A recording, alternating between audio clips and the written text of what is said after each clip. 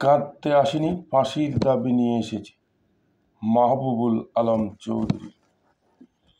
এখানে যারা প্রাণ দিয়েছে রমনার ঊর্ধ্বমুখী কৃষ্ণচূড়ার তলায়, যেখানে আগুনের ফুলকির মতো এখানে ওখানে জ্বলছে অসংখ্য রক্তের চাপ, সেখানে আমি কাঁদতে আসিনি।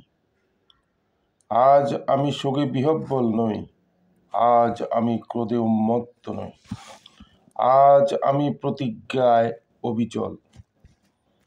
যে শিশু আর কোনোদিন তার পিতার কোলে ঝাঁপিয়ে পড়ার সুযোগ পাবে না, যে গৃহবধূ আর কোনোদিন তার স্বামীর প্রতীক্ষায় আঁচলে প্রদীপ ডেকে দুয়ারে আর দাঁড়িয়ে থাকবে না, যে জননী খোকা এসেছে বলে উদ্দাম আনন্দে সন্তানকে আর বুকে জড়িয়ে ধরতে পারবে না, যে তরুণ মাটির কোলে লুটিয়ে পড়ার আগে বারবার একটি প্রিয়তমার ছবি চোখে আনতে চেষ্টা করেছিল, যে অসংখ্য ভাই বোনদের নামে আমার হাজার বছরের ঐতিহ্যে লালিত যে ভাষায় আমি মাকে সম্বোধনে অভ্যস্ত, সেই ভাষা ও স্বদেশের নামে এখানে এই বিশ্ববিদ্যালয়ের উন্মুক্ত প্রাঙ্গণে আমি তাদের ফাঁসির দাবি নিয়ে এসেছি।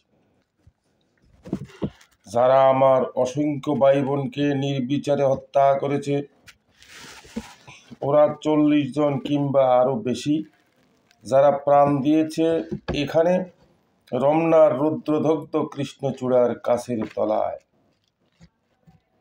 ভাষার জন্য, মাতৃভাষার জন্য, বাংলার জন্য, যারা প্রাণ দিয়েছে ওখানে একটি দেশের মহান সংস্কৃতির মর্যাদার জন্য, আলাওলের ঐতিহ্য, রবীন্দ্রনাথ, কায়কোবাদ, নজরুলের সাহিত্য ও কবিতার জন্য, যারা প্রাণ দিয়েছে ভাটিয়ালি, বাউল, কীর্তন, গজল, নজরুলের খাঁটি সোনার চেয়ে খাঁটি আমার দেশের মাটি এই 2 লাইনের জন্য।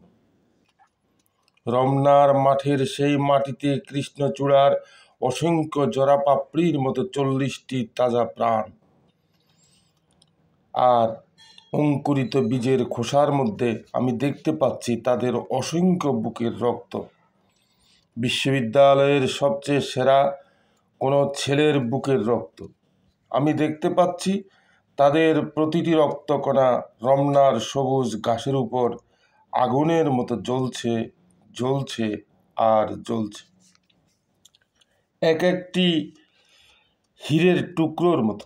বিশ্ববিদ্যালয়ের সেরা ছেলে 40টি রত্ন বেঁচে থাকলে যারা হতো পাকিস্তানের সবচেয়ে মূল্যবান সম্পদ, যাদের মধ্যে লিঙ্কন, রলা, আরাগ, আইনস্টাইন আশ্রয় পেয়েছিল, যাদের মধ্যে আশ্রয় পেয়েছিল শতাব্দীর সভ্যতার সবচেয়ে প্রগতিশীল কয়েকটি মতবাদ, সেই 40টি রত্ন যেখানে প্রাণ দিয়েছে, আমরা সেখানে কাটতে আসিনি।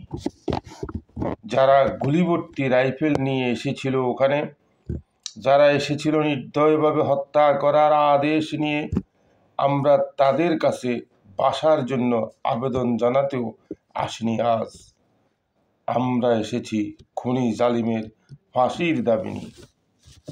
ধন্যবাদ।